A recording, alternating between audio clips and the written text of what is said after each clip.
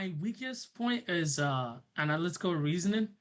And like for logical reasoning and reading comp, it seems to come natural to me. Like, cause like I'm a philosophy major, so like I break down arguments and like I know how to go around that.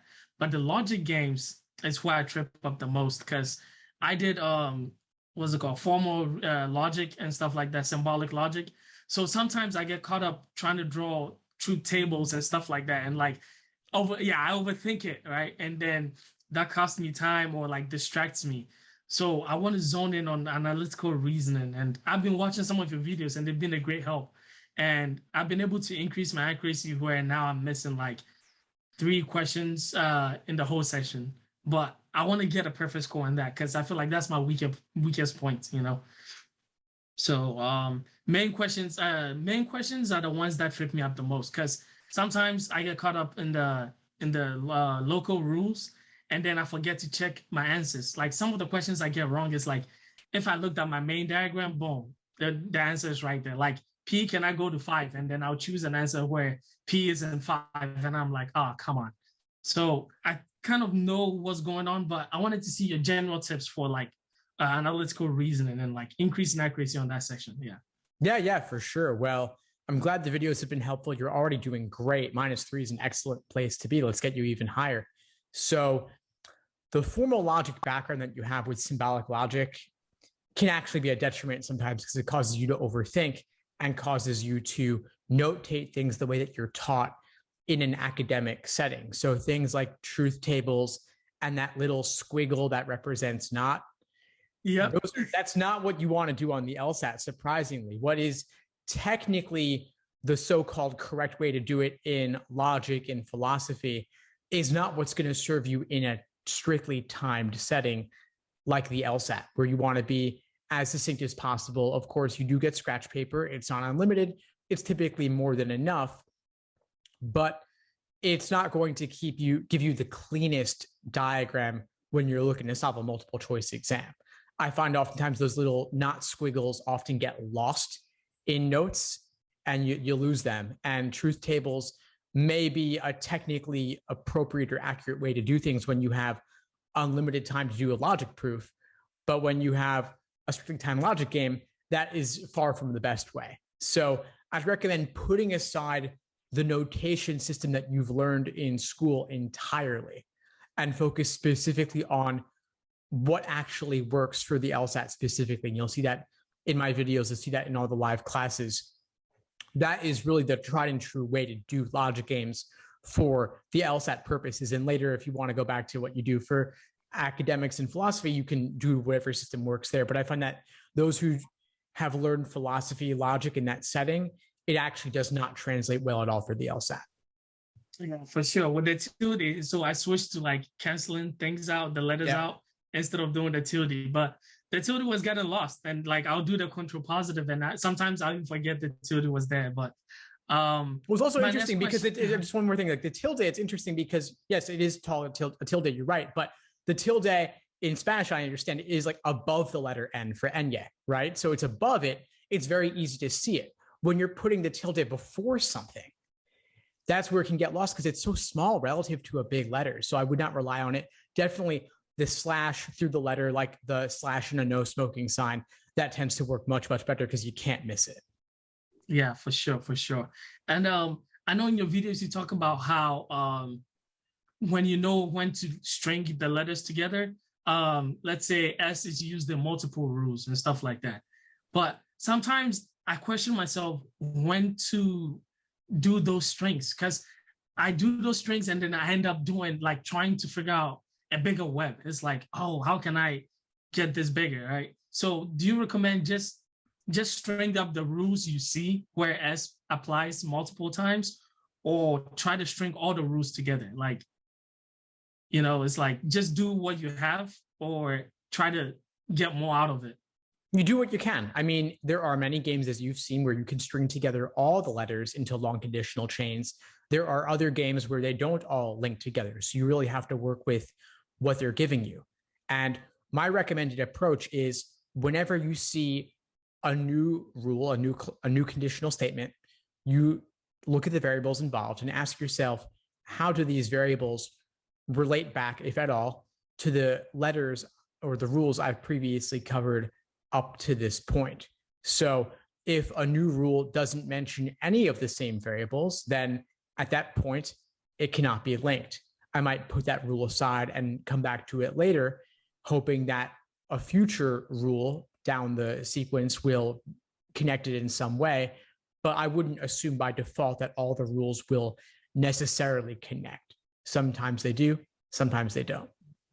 Yeah. And when also do you make the distinction of directly putting a rule into your main diagram versus not, right? Because when I started out, I used to write out all the rules, then see which ones will go in the diagram, then I do that. But as I was watching your videos, I see you do that directly. Like, when do you know, like, I know, like, let's say when they say T goes on 5, that you have to do that, right? But then there are other rules where you're able to put them in the rule in the main diagram. Like, for instance, T can only go on 3, 4, and 5. And I see you're able to do that like directly. It's like what are some specific things you look at and signal that, oh, this rule goes directly into my main diagram? Yeah, sure. It just depends on the nature of the rule. So some rules, as you said, they can be easily represented on the main diagram. So as you said, a rule that links a variable to specific slots. Your slots are on the diagram, so you can say it's not going here or it's going on one of these three. So for the example you gave with a letter above 3, 4, 5, I might put the letter floating above vaguely those three numbered slots, and maybe drawing a bracket of some kind to limit the scope of where that variable might end up going. But other rules like X only appears once, there's no specific place that X is going that we know of. So for that one, it's because it's more abstract, I would put it on the side. Same goes for a conditional rule. If we're doing an ordering game with slots, a conditional rule may or may not be activated. So because it's ambiguous, it's open-ended, whether it actually appears or not, I would probably just leave that one to the side. So more concrete on the diagram, more abstract to the side is my general rule of thumb. Okay, all right, got that. And going back to one of your games, the one with the one where I forgot the character's name, but she's touring around the world, mm-hmm. And there was one where it's like she goes to, I think, China, but not before two. There was like 2 countries, and after there's another country that starts with a B. Yeah, and, Bahrain. Yeah, there you go. Right, and I was like, I got tripped up on that because I was like, so does she go to Bahrain? Then there's 2 spaces before China, or are you saying that Bahrain is one of those 2 she goes to, right? So it's like that tripped me up, and I was like, how do you interpret that? How do you know like the spaces in between? Like, what are some words you look for that signal the spaces in between? Yeah, sure. So let's say if the rule is there, she visits exactly 2 countries before China, but after Bahrain. She's visiting 2 countries in between B and C. So the way you would represent that in a picture would be B space C. Alternatively, if we said she visits Bahrain 2 countries prior to China, that seems to be indicating that Bahrain is the one 2 spaces prior. So that would be B single space C. So it's all in the exact language. And LSAT, of course, is very careful about this. And these things are very easily misinterpreted. So I would take it very, very slow when looking at this stuff. Okay. All right. My next question was, can you go over, so the Socratic method, I've been trying, and I haven't really gone deep into your master videos, but it's like, for me, when I do my review, I look at the questions and I'm like, oh my God. And I make the most like dumb mistakes, right? It's not like, oh, I don't understand it. I see it and I'm like, oh my goodness, I should have just looked at the rule. And then I move on, right? But for you, the Socratic method, and I'm attracted to that. And I try to do is like, why did I choose this? And it always comes down to a dumb mistake. But I wanted you to like kind of like break it down and let me see, maybe I could still like take more and incorporate it in my review, you know? Sure. And I mean, the LSAT's a tough exam, so mistakes typically are not dumb. The LSAT is laying careful traps for you. Now, The question is, though, what is the nature of that mistake? Not just to categorize it as being dumb, but really, what did you misread specifically? And why did you misread it? What what traps are you uniquely prone to falling for? So there are some mistakes you'll make. There are some mistakes that you won't make. So you spot some of their traps. You don't spot every single one, though. So we look for what is the nature of the mistake that you made? Why did you make it? Is this a pattern? Is it a trend? Do you make other mistakes of this type as well? So I typically apply the Socratic review method more to logical reasoning and reading comprehension because you have the ambiguities or seeming ambiguities of language in those sections, whereas logic games is a bit more mathematical in nature. So it's about drilling down to exactly where your misreading or misinterpretation of something appeared. Was it in the stimulus or passage? Was it in the question stem? Or was it in the answer choices? And I encourage you to actually document or write out your review process rather than doing it all in your head, because when you do it all in your head, typically folks aren't actually doing very much at all. They're saying, oh, it's a dumb mistake, or, oh, I misread this single thing. And then they chalk it up to a misunderstanding and they move on.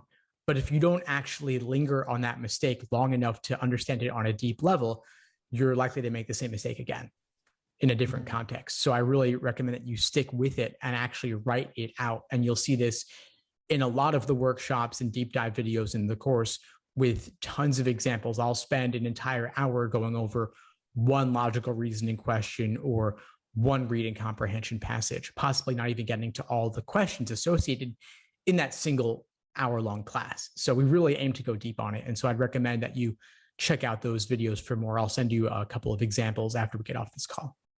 Oh, for sure, for sure. Thank you for that. And I plan on joining the live sessions from next week onwards, because this week, man, I'm all over the place. But from next week, I'll have more time and I'll be there every night. Awesome. So this is kind of moving to the admission. Actually, before we do that, let me ask all of my LSAT-based questions first. Sure. The next thing is for prepping with the Prep Plus, right? The LSAT Prep Plus online. It's weird for me sometimes because when I'm doing the review, I try to do it section by section, but then it's kind of hard to like stop this session to move to the next session and then come back, right? So like when you're doing the review process, do you have a specific way you approach it when it's like the Prep Plus versus in-book? Well, I'd recommend that you review after you complete a section or an exam. If you're doing a timed exam, of course, don't pause in the middle, wait till the end, score yourself. I recommend reviewing within a day or two so your thought process is still fresh. Same goes for an individual timed section. I would not be reviewing question by question, because then you're giving into the desire for instant feedback and results when really you're not going to have that on test day. So I recommend waiting till you've completed that set. And regarding the technical nature of Prep Plus, I would recommend that you go back into the exam using self-paced mode, so it's easier to find an individual question without entering that timed experience when you're not actually looking to do a timed exam or section at that time. Yeah, for sure. That's the approach I took, where I give like limited time basically and just work through the sessions. And sometimes I do like 4 to 5 sessions a day. But is there and right now I've mainly been focused on analytical reasoning, trying to hit my first paper score and like try to keep that ball rolling.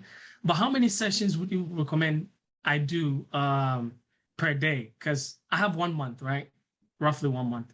And so I'm like, every day I want to be able to drill, and like I'm trying to do 4 hours a day. So within that 4 hours, shall I be doing sections? And I watch your videos, then I do the questions you recommend. Just keep that trend going, or? Yeah, great question. So I sense your dedication. You're putting in a lot of work, a lot of time.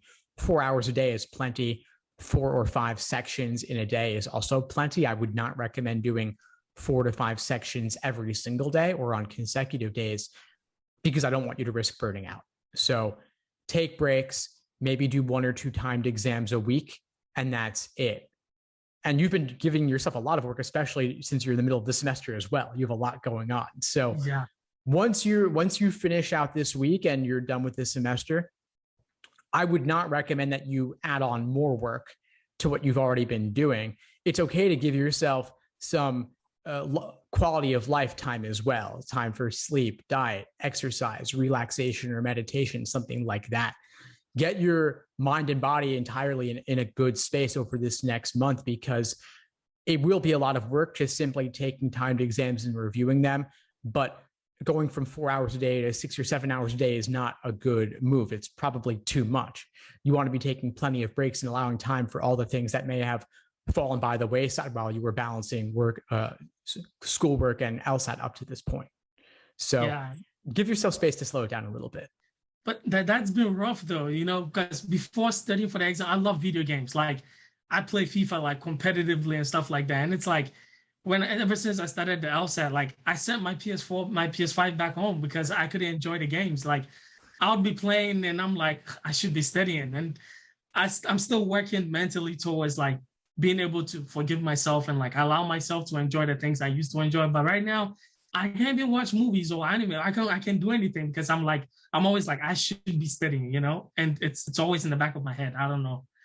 No, I hear you on that. I hear you on that totally. And whether it's watching movies or TV shows or playing FIFA, like it's all good. You can allow yourself some time to unwind, just set boundaries around it. So maybe you do your 4 hours a day of studying, and then only after you've completed it and after 6 p.m.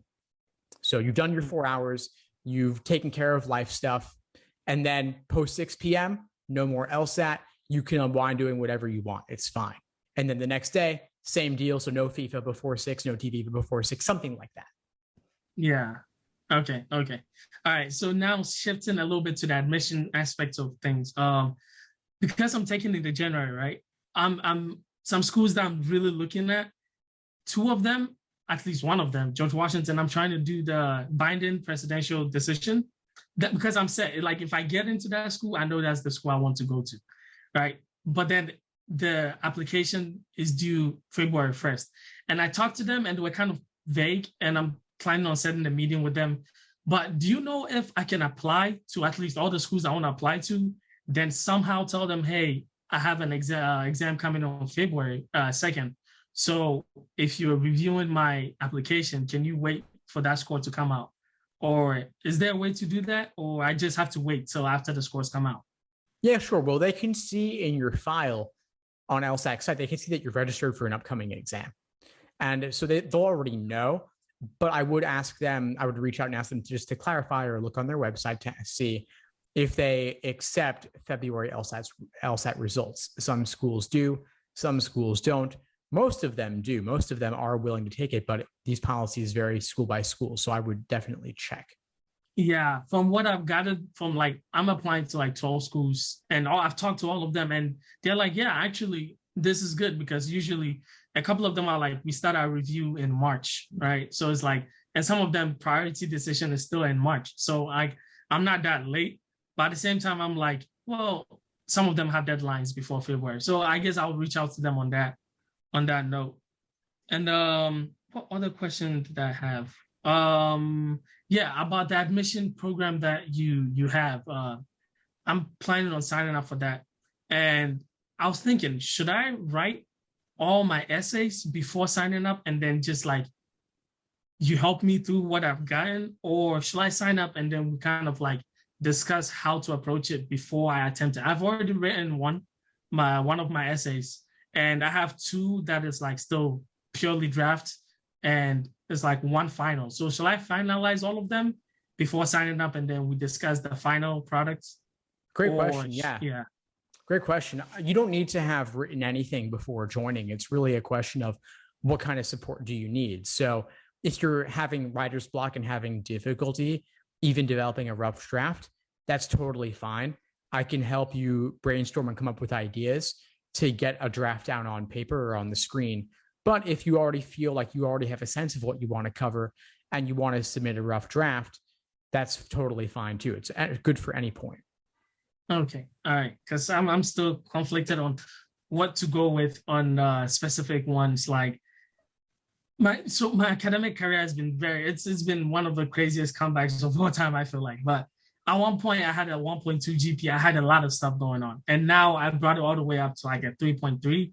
Wow. And I'm still about to graduate on time. It's crazy. It's been wild, Yeah. So I'm like, my academics have played a very, like the last 4 years have been very like substantial in my life, and it overlaps a lot with academics. So now for my approach for the addendum, for the academic addendum and my personal statement, I'm planning on just presenting the facts. Like in the fall of 2017, this is what happened. Spring of 2019, this is what happened, right? I'm just giving the facts in my addendum. And then in my personal statement, I'm going to deep dive on how those um, facts and like what happened affected me and how I battled it and like how who I am now and how I've like fought all the way here. And I didn't know if that was a good strategy and if I could refer them to, hey, go read this first or something like that. Awesome. Yeah, definitely. That's definitely an incredible comeback story you definitely want to tell. As for how and where you tell it, I can help you figure that out. You just want to make sure you tell it somewhere. So whether it's in an addendum or in your personal statement or both in different from different angles or different sections, it's all good. Okay. All right. Because I was like, I'm covering the same topic twice. I wasn't sure, but that answers the question. That's all the questions I have. Thank you so much. Yeah, of course. It was great to finally get the chance to meet you. I look forward to working with you on the admission stuff. Just reach out if you need anything. Happy to help. Okay. Thank you so much. Of course. And also, big fan of the podcast. Like, I listen to it. I work all the time. Like, my Spotify Wrapped, it was like my #1 podcast, LSAT Unplugged. So, honestly, you've been a big help. You've been a big help. Thank you so much. Thanks for tuning into the show. Please subscribe if you haven't done so already to be notified of new episodes as I release them. And feel free to reach out if you need anything at all as you move forward with your prep. I'm happy to help however I can. In the meantime, I'll wish you all the best and take care.